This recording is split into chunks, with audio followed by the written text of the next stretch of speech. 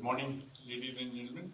Let me just apologize. My talk was scheduled yesterday, but because of some goof up in the slides, I could not make it yesterday. So that's where I am. I am in Max Hospital, Vaishali for last 5 years. I was in Fortis Hospital earlier for last 15 years. So probably that was the memory. So coming on to the talk directly, I will be discussing about how the scenario of treatment of diabetic kidney disease has changed over the years.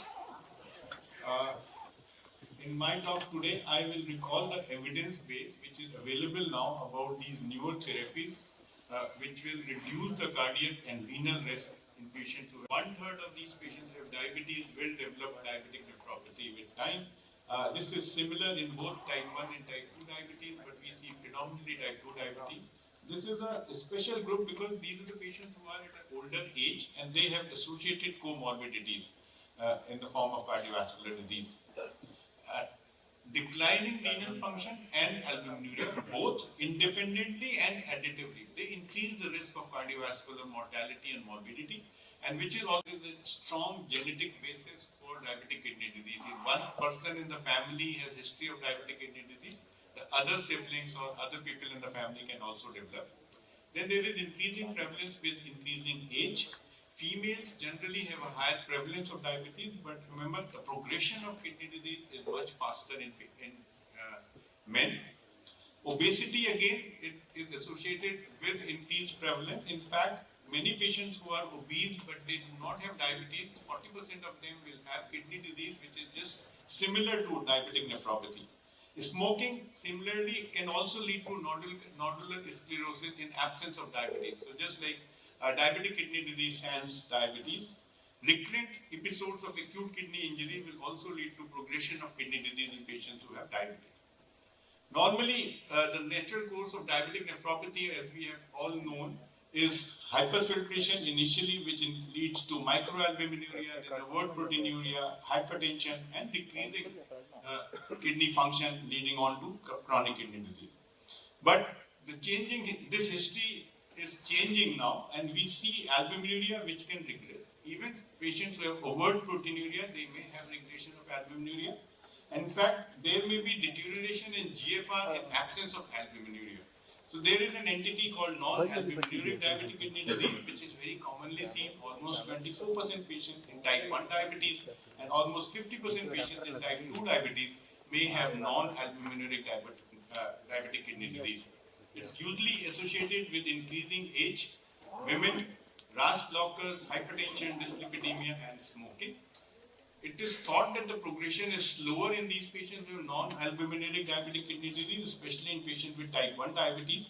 But in type 2 diabetes, the rate of deterioration of GFR is almost same, irrespective of the level of proteinuria. Patients who have advanced stages of chronic kidney disease, almost 27 to 30% patients may have non-albuminuric diabetic kidney disease. This is a heat map which shows the prognosis of chronic kidney disease, and this we classify this according to cause of kidney disease, GFR level, and albuminuria. So these are the categories of GFR progressively declining from more than 90 ml to less than 15 ml, and albuminuria, normal albumin levels, moderately increased, or which we used to call microalbuminuria, and overt proteinuria. And as the GFR decline and the albuminuria increases, there is a progressively increasing risk of further deterioration of kidney function. So that's how usually patients who are in green, they are seen by physicians. So they generally do not have chronic kidney disease unless until they have microalbuminuria or other things. What drives the progression of chronic kidney disease? We all know that it is initiated by metabolic perturbation like hyperglycemia, but then there is superimposed hemodynamic dysregulation and setting in of inflammation, and all three of them together will lead to progressive decline in chronic kidney disease or GFR. So the therapeutic strategies so far have been focused on lifestyle management, which is the cornerstone of management of these patients with diabetic kidney disease. And then glycemic control and lowering their blood pressure to the level of less than 130/90. So what do we expect from the treatment? So far we have been focused on preventing the onset of diabetic nephropathy or preventing the progression of chronic kidney disease. But now we have molecules which can treat chronic kidney disease. uh, to the level which is generally seen in the patients who have normal kidney function. So I'll come to this point. The way we look at the progression is the slope of the GFR deterioration. So how fast is GFR declining? The topmost line is the normal aging. So after the age of 45, the GFR declines by 1 ml per minute per year in a normal individual, the people who do not have disease. In patients who have diabetic nephropathy or chronic kidney disease, the usual decline is somewhere around 5 ml per minute per year. Okay? So if we can slow, so by the age of 45, or say from 20 to 30 years of onset of disease, they will reach end-stage kidney disease.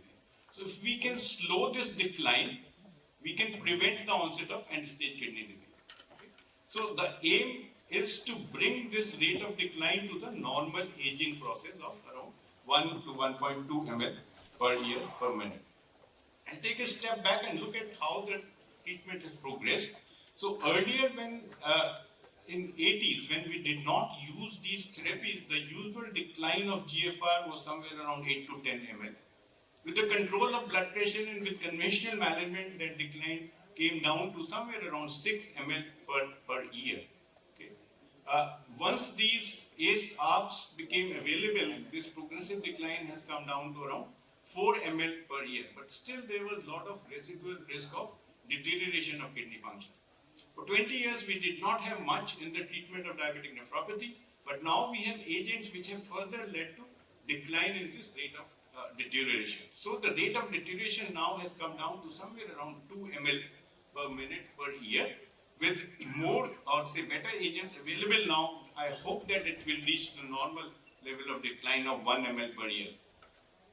I'll draw an analogy here from heart failure management. So we all know that there are 4 pillars of the management of heart failure. So same way in patients who have diabetic kidney disease, there is a progressive decline, and these are the 4 pillars of treatment which now are available in 2023, which I would say that will lead to treatment of diabetic nephropathy. So the first of them is RAS blocker. We all know there are different studies. This is a collaborative study group initially which established ACE in the treatment of type 1 diabetes. And there are renal study and IDNT study which has established ARBs in the treatment of type 2 diabetic nephropathy. And they have decreased the risk by 15 to 20% from what it was deteriorating before use of these agents. The second pillar in the treatment is SGLT2 inhibitor. We all know it blocks the reabsorption of glucose in the proximal tubular segment and leads to readjustment or reset of tubuloglomerular feedback mechanism and decrease the capillary pressure in the glomeruli. It also leads to the increased oxygen utilization by the effect on hypoxia-inducible factors, and by other mechanism, it also leads to decrease in the rate of decline in GFR. And this effect is seen even in patients who are already on RAS blocker. So there is an additive effect of SGLT2 inhibitor in patients who are already on RAS blocker. There are different studies which have shown that. The earlier studies which were done for cardiovascular outcome trial, these were the studies done in the patients who are at a very low risk of renal failure. And obviously the number of renal failure events were less in these studies, whereas the Credence trial has taken patients who are at a higher risk of renal dysfunction, and there we see the larger number of renal events. In further, DAPA-CKD, they have extended, they included patients who have lower level of proteinuria up to 200 milligram, and the latest, widest of these studies, EMPA-Kidney, which has included patients who did not have proteinuria, and both these last studies have also included patients without diabetes. All these studies have shown the same. With the use of these SGLT2 inhibitors, there was a significant reduction in the renal outcomes. And this separation starts very early at 12 months of use. If you look at the rate of deterioration of GFR, the patient who were on placebo, there was a faster deterioration, and gliflozins, they have reduced the rate of deterioration to around 1.85 ml per year. So that is a significant improvement in the slope of GFR deterioration. DAPA-CKD, again in 4,000 patients, have shown the similar type of curve, and same thing was seen with EMPA kidney study. The separation started at 1 year and there was a significant reduction in the slope of GFR deterioration. And this improvement was seen across the spectrum of GFR. So patients who had GFR of more than 45, 30 or less than 30, all these categories have a similar improvement with the use of SGLT2 inhibitor. In fact, patients where the GFR has gone down to less than 20, there was a similar type of effect shown in these patients. So the recommendation now is to continue SGLT2 inhibitor till these patients go on dialysis. The improvement in all-cause mortality, if you look at the improvement, the major improvement was because of death, because of heart failure. So the death rate was decreased in patients who had non-atherosclerotic cardiovascular death. And we all know that the heart failure is the commonest comorbidity in this situation and is the most common cause of death in these patients. The improvement was seen irrespective of diabetes studies. So this is analysis. Patients who are diabetic and the patients who are not diabetic, there was a similar improvement with SGLT2 inhibitors. It was also seen in non-diabetic kidney disease, patients who have IgA nephropathy, FSGS, other glomerulonephritis, and other glomerular disease. All these categories have a similar type of improvement, although the number of these patients were small in these trials, but the effect was consistent. Let me just tell you about the interaction. So patients who are on ACE inhibitors and ARBs, and if they are also on SGLT2 inhibitor, there is a higher chance that they will continue ACE inhibitor. So these are the reanalysis of credence and DAPA data. So almost 8,500 patients, they looked at temporary more than 4 weeks of permanent discontinuation of ACE ARBs. So patients who were on SGLT2 inhibitors along with RAS blockers, there was a lesser chance of withdrawal of ACE inhibitors. And this effect is consistent in patients with all categories of GFR, lost bucket dose of serum potassium, and it is more pronounced in patients who have high albuminuria. It takes little more time because my time was cut because of lights. Okay, so all these patients will be treated with SGLT2 inhibitors. The third pillar is MR receptor blockers. This is an important protective mechanism. Low blood pressure, increased aldosterone, which leads to improvement in blood pressure, but it is associated with pathogenesis of chronic kidney disease. There are different trials which have shown the beneficial effect on the cardiovascular outcome, but there were no trials in patients who have renal outcomes. This is a study which was available in 2022. People have looked at Finrenone in patients with renal disease and for cardiac output, double-blind diabetes patients already on RAS blocker, and they have shown the significant improvement in kidney outcome as well as the cardiac outcome in this study. This is a similar study looking primarily at cardiac output. There was a significant improvement in renal outcome, and also the hospitalization for heart failure was significantly less in these patients. This is the combined analysis of both this data, and they have shown almost 23% reduction in the renal outcome and 14% reduction in cardiac outcome in this data, pooled analysis. Again, there is a synergistic effect of SGLT2 inhibitors and Finrenone. Around 15% patients were also on SGLT2 inhibitors in this data. And when they looked at the patients who were on SGLT2 inhibitors or who were not on SGLT2 inhibitor, there was a trend towards improvement. Although the number is small, so the confidence interval is wider, but there was a consistent improvement. So patients who are on combination of Finrenone and SGLT2 inhibitor, they have lesser incidence of hyperkalemia. So this is the data. The hyperkalemia increased with the baseline serum potassium and low GFR, but the patients who are on SGLT2 inhibitor, there was a lesser incidence of hyperkalemia in this study. So using all these three RAS blockers, SGLT2 inhibitors and Finrenone will prevent the withdrawal of these patients from important protective therapy. This is again the data from credence. Hyperkalemia is less, and in all these studies, people have shown that the hyperkalemia is less if we use SGLT2 inhibitors. I will skip this study, and the fourth pillar now in this management is GLP-1 receptor and DPP-4. They are widely distributed in kidney, and they may have a relevance to the pathogenesis of diabetic kidney disease. These are initial trials of cardiovascular outcome, which have shown the improvement in kidney outcomes as well. But these patients were low renal risk. But when they did analysis of SUSTAIN and LEADER trial, so both. The taller is the bar, more is the protection. And this was especially seen in patients where the GFR was less than 60 ml. So even patients who are at a higher risk of chronic kidney disease, they had a better protection with GLP-1 inhibitor. And this is the rationale and the design for flow trial. Patients who have diabetes, similar type of outcome. 68% patients had advanced or say very high risk of chronic kidney disease. They have been on they have diabetes for almost 17 years, and 15% patients on SGLT2 inhibitors kidney disease. This is the slide which I wanted to show. This was the conventional management with control of blood sugar and blood pressure. The rate of deterioration was faster. With the use of ACE-ARBs, we can reduce this risk by 20%, so the slope becomes flatter. With SGLT2 inhibitor addition, this is further flattened, and there will be a longer time to reach end-stage kidney disease. If we add Fenrenon, it will again be flatter, and if we add on GLP-1 agonist, probably it will be parallel to the normal decay which is seen in patients without any kidney disease. And there is evidence for this combination therapy. This is the joint analysis of Fidelity trial and DACA-CKD trial.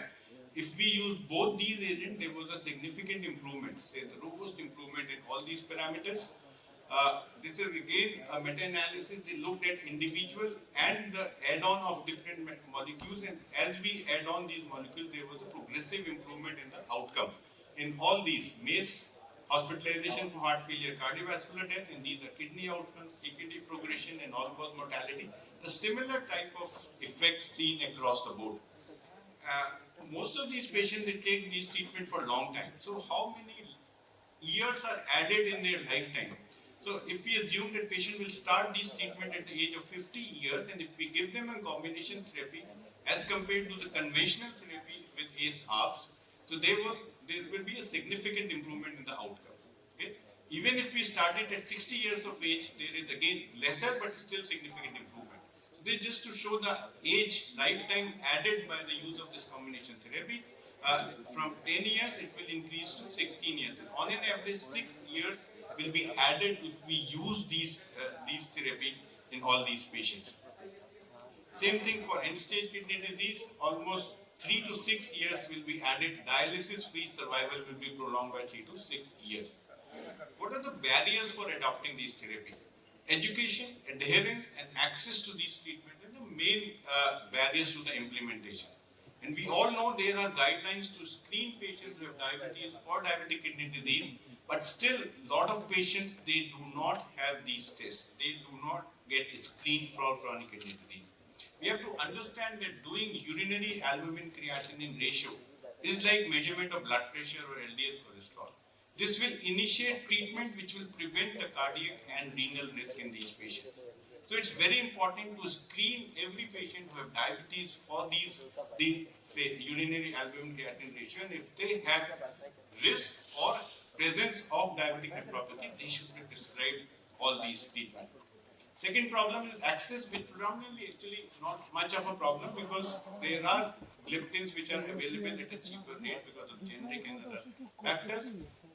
Second or third pillar are still expensive, but if you look at the long-term cost of chronic kidney disease, they are still worth it. So I think we should be aggressive in starting all these treatment in patients who have diabetic kidney disease. Adherence definitely is a problem which will require a lot of awareness and education of the patient to adopt these treatments. So to conclude, there are good recent data which has established these 4 pillars of therapy in the management of chronic kidney disease. Lifestyle modification is the foundation of these pillars, which is very important and has to be emphasized again and again to the patient. The evolving standard of care is the combination of these medicines for cardiometabolic protection, which include RAS blockers, SGLT2 inhibitors, non-steroidal MRAs, and GLP-1 receptor agonists. All these should be started early in the course of this treatment, and the intensity to start these will depend on the cardio-renal risk. So patients who are at a highest risk of deterioration should be started very aggressively on these management to mitigate that risk. This is just the data to show that although the number of people who require renal replacement therapy in diabetes is increasing over the years, but the rate of people, so the number of patients who reach end-stage kidney disease is less. And this is all because of control of blood pressure and blood sugar. And maybe with the use of these newer therapies, we will be able to control it better in future. So I'll stop here and thank you for your patient listening. Thank you, sir. Thanks a lot for your enlightening talk. And the topic was from decreasing the proteinuria to treating the diabetic disease with the help of dapagliflozin, RAS, and the DP4 inhibitors. And the take-home message should be that dapagliflozin should be continued till the patient is going for the dialysis. Yes. Thanks a lot, sir. I will just request that people who want to ask questions, they can ask off the dash because we are running late. Thank you, sir. Thank you very much. Thank you.